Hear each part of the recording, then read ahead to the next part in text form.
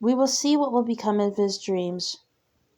The book of Genesis, chapter 31, verse 20. No, 37, verse 20. Joseph the Dreamer. In brief, passage. The book of Genesis, chapter 37, verse 1, through chapter 50, verse 26. Dreams and their interpretation. 2000 to 1600 BC, Canaan and Egypt. Key figures. Jacob, also called Israel, a patriarch. Joseph, Jacob's favorite son, born to Rachel, Reuben, and Judah, Joseph's half-brothers. Pharaoh, ruler of Egypt. Potiphar, captain of Pharaoh's guard. The second youngest of Jacob's 12 sons, and the patriarch's favorite, Joseph, is celebrated in Genesis as a dreamer.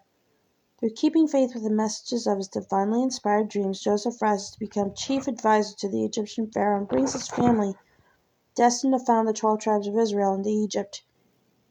Joseph's story is a continuation of the history of the Israelites' ancestry with divine calls and promises, but God is less obviously present than in earlier stories. Here, the emphasis is on the importance of forgiveness and reconciliation.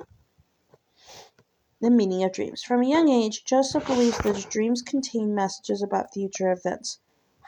However, his brothers see Joseph's narration of his dreams as boastful. In his first dream, Joseph sees himself and his brothers binding sheaves of wheat in the fields. While sheaf stands upright, the sheaves of his brothers bow down before his. The unwelcome message of Joseph's dream, at least to his brothers, is that Joseph is destined to rule over them. Their unease is reinforced when Joseph dreams that the sun and moon, representing his father and mother and 11 stars, pay homage to him. Even Jacob is bemused by this and scolds Joseph. What is this dream you had? Will your mother and your brothers actually come and bow down to the ground before you? The book of Genesis, chapter 37, verse 10. Prophetic dreams in the Bible. God employs dreams and visions throughout the Bible as a way of revealing and furthering his divine plan. These dreams act as a bridge between God and man. In Genesis 15, verse 1, as Abraham falls into a deep sleep, God uses a vision to restate his covenant with Abraham. Later on in the Old Testament, Samuel, Solomon, and Daniel are all noted dreamers. Samuel has his first vision as a young boy in the first book of Samuel, chapter 3. When word of the Lord was rare, there were not many visions. And in the first book of Kings, chapter 3, verse 5, Solomon dreams that God invites him to choose a gift. Solomon asks for his discerning heart to help him distinguish between right and wrong.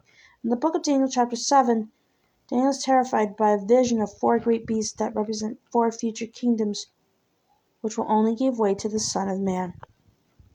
Plot against Joseph. In the book of Genesis, chapter 37, verse 13, when Joseph's older brothers are out grazing their flocks, Jacob sends Joseph to check on them. The brothers decide to take advantage of Joseph's visit to the remote location to murder him and thus prevent his dreams from coming true. However, Reuben, Jacob's firstborn, opposes this proposal and argues against killing Joseph outright. He recommends that they strip Joseph of his ornate coat, which is a gift from their father, and throw him into a cistern to die naturally. Reuben secretly plans to rescue Joseph when his brothers' backs are turned. However, another brother, Judah, also troubled by the idea of killing their own flesh and blood, suggests selling Joseph to a passing group of Midianite traders for 20 silver shekels. The brothers follow Judah's plan and also dip Joseph's robe in goat's blood to pretend to their father that their brother has been killed by a wild animal. Pharaoh's Egypt. Ancient Egypt was a sharply segregated society. At the top stood the pharaoh, not just as a king, but as an incarnation of divine power. Below the pharaoh came the nobles and the priests. At the bottom were the farmers and slaves, the largest group. Although the country was mainly desert, agriculture along the Nile created enormous wealth for ancient Egypt. The unusual fertility of the Nile Valley was due to the Akhet, the annual inundation when the Nile floods. The slit left behind enriched the soil, leading to abundant harvest. Tax on this bounty created immense wealth for Pharaoh and the nobles. Hapi, the Nile god, and Osiris, god of life, received hymns and offerings to ensure the inundation. These gods were among the more than 2,000 ancient Egypt, including Anubis, god of the underworld, Isis, goddess of love, and the sun god Ra. It is not known to what extent the Israelites in Egypt embraced these gods or stayed true to their one god. Fortunes in Egypt. The Midianites sold Joseph on to Ishmaelites traveling to Egypt, who in turn sell him into slavery in the house of Potiphar, the captain of Pharaoh's guard. Joseph serves his master well and is soon in charge of the entire household.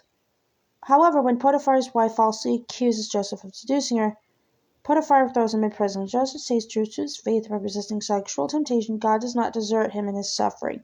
He is put in charge of the other prisoners and interprets the dreams of two of them, Pharaoh's chief cupbearer and head baker. He tells them that in 3 days the baker will be put to death, while the cupbearer will be pardoned. When his predictions came true, Joseph asked the cupbearer to put in a good word for him with Pharaoh, which he promises to do. However, the cupbearer, unlike God, is fallible and forgets his promise until 2 years later when Pharaoh begins to have strange dreams. In the first dream, 7 sickly cows devour 7 healthy ones as they graze beside the Nile.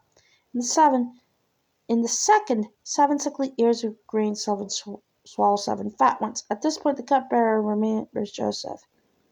Hearing the cupbearer's story, Pharaoh has Joseph brought before him. Joseph is quick to explain the meaning of Pharaoh's dream, while also being careful to stress that he is simply an instrument of God and that the dreams are a sign of God's purpose. He tells Pharaoh that his dream signifies 7 years of plenty followed by 7 years of famine. He advises Pharaoh to store supplies of grain during the years and in plenty of order to use them later.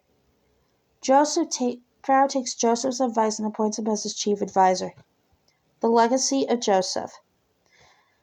Joseph's tale does not end here. Eventually he is reconciled with his brothers who, during the years of famine, are sent to Egypt by Jacob to buy grain. Joseph forgives his brothers, believing that it is thanks to their earlier wrongdoings that he is able to feed them in their time of need. God sent me before you to preserve life, he pronounces in Genesis chapter 45, verse 5. Pharaoh allows Joseph to bring Jacob and his people into Egypt where they prosper. They remain there until generations later a new Pharaoh, to whom Joseph meant nothing, the book of Exodus, chapter 1, verse 8, comes to the throne. Joseph devotes his life to serving others. He always credits God for his achievements and remains faithful to him. His story, which is also chronicled in the Quran, which regards him as a prophet, illustrates the power of forgiveness. Crucially for the next book in the Bible, the story also explains how the Israelites came to be in Egypt. The dreams of Pharaoh are one and the same. God has revealed to Pharaoh what he is about to do. Genesis chapter 41, verse 25.